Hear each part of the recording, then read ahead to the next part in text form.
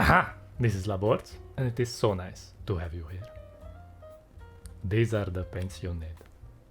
After prepping the model and covering the major gaps with some green stuff, I used Vallejo's Mecha Primer Black. I apply some London Grey over the skin using the Airbrush. The consistency is about 1 part paint and 1 part thinner. I add around 7 drops of thinner and 2 drops of London Grey to the airbrush cap. The ratio might sound like it's heavier on the thinner side, but the consistency of Vallejo model color paints are super thick, so that's why I add more drops of thinner. Mix the paint in the cup with a clean and damp brush and pinch on the needle to mix it more while pulling back the trigger. If Papa Laborc finds out you guys put the paint first in the airbrush and then the thinner, I will slap on your tiny hand. I cover around 70% of the skin and create slightly bigger volumes on the character's right side. I use small bursts from the airbrush and increase the opacity of the paint over time.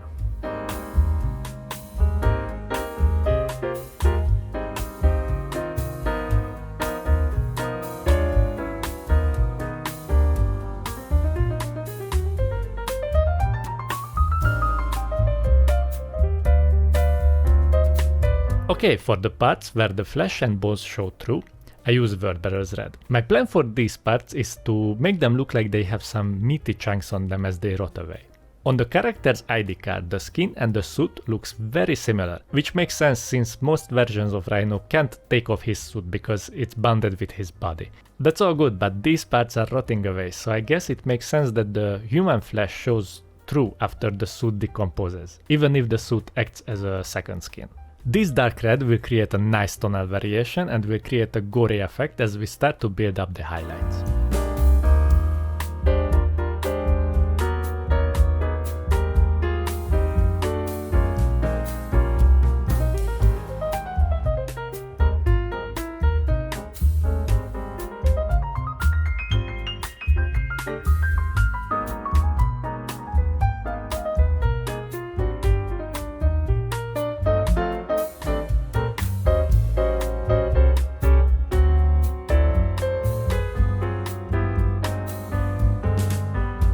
Now back to the grey parts. To break up the homogeneous highlights that the airbrush created, I use London Grey to add some texture to the skin following the wrinkly patterns. Rhino's skin is rough, so adding some texture will reduce the smoothness and blend in the grey highlights over the black parts. Light is coming from the left, so I follow the same rule with the volumes and create bigger areas on the character's left side.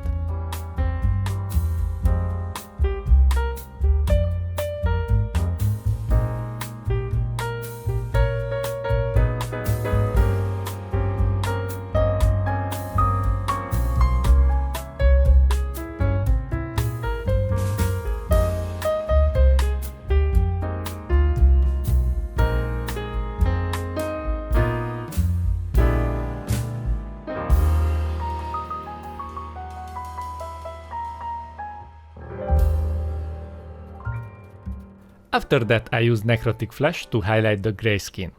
Now we can really emphasize the texture by creating small lines along the wrinkles and creating small dots next to them. It's a little bit slow process, but the skin is our main attraction here, so I like to take my time with it. We don't have to worry about the color ratios too much, since Rhino's skin is more of a light grey, and the rules of painting grey are not as strict when we paint black, for example. Because even if we create bigger highlights, it will still read as grey. This greenish highlight color will also help us create a little bit warmer grey tone, so the skin won't look bluish once we finish the highlights. Warmer grey tones are great for painting grey creature skins, and you can experiment with it for some NMM too.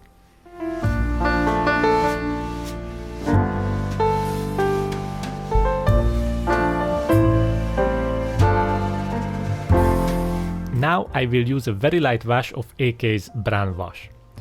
This is an oil wash, so use enamel thinner or mineral spirits, white spirits, to thin it down and make sure you use a different brush. I use this step to create a dirtier look for a character, and since the skin is very heavily textured, the wash easily flows into the recesses. After you are done, use a hairdryer to dry up the wash on the mini and rinse off your brush in the thinner you used, because you can't clean oils from your brush with water, and use some sort of brush soap to make sure there is no residue left when you're cleaning your brush.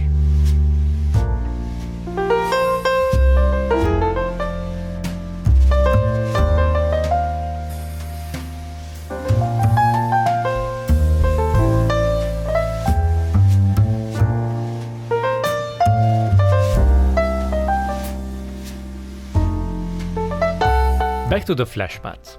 I mix some cadian flesh to the vertebrae red and highlight all the raised edges of the scars and bones. It's very important to leave some of the previous layer visible so we don't lose contrast. I highlight around 70% of these parts and I leave the teeth intentionally darker.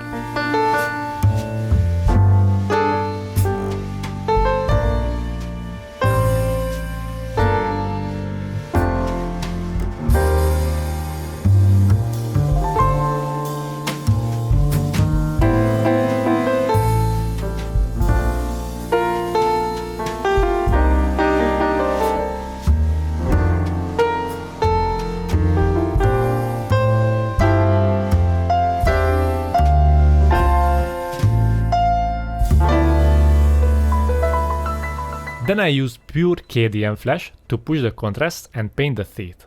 When painting the teeth, I leave a tiny bit of vertebrae red between each tooth to make them separated and more defined. On the scars, I just pick up some of the blisters and the flesh parts that face up. This makes them shiny and more rotten looking. On the bones of the back, I reduce the highlight areas and leave smaller shadows on the row of bones on the left.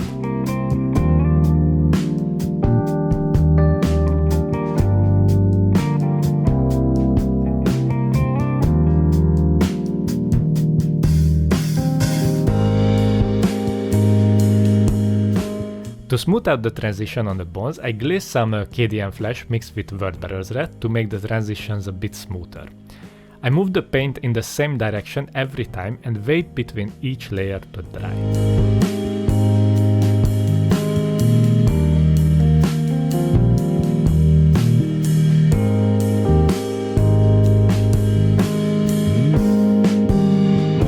I wasn't really happy with the values, so I mixed some ice yellow to the cadian flesh and applied it on the bones and scars as well, leaving some of the previous layers visible.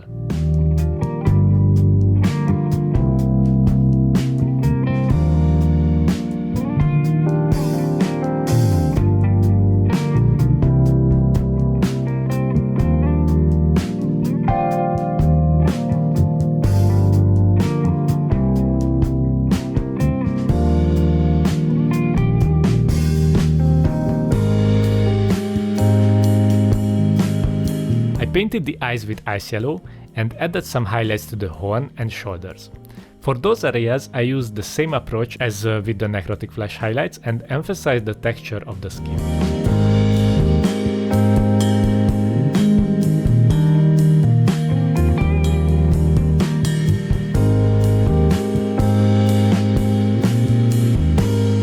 After that, I glazed over the highlights of the skin with pure necrotic flesh. This is a very thin glaze and I applied around 3 to 4 coats.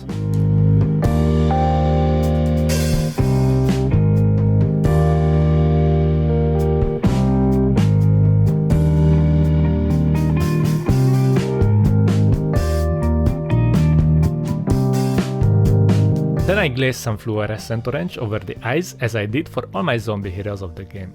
3 to 4 layers for each, but I moved the paint from the eyes to the eye sockets, preventing the paint to pull up on the eyeball. I added more highlights to the skin with necrotic flesh because the right side was a bit too under highlighted. I was wondering if I wanted to do an OSL effect, but at this point I had to repaint the whole right side of the character, so I skipped that and fiddled more about the values. As I said previously, the skin is very important, so I spent extra time with these highlights.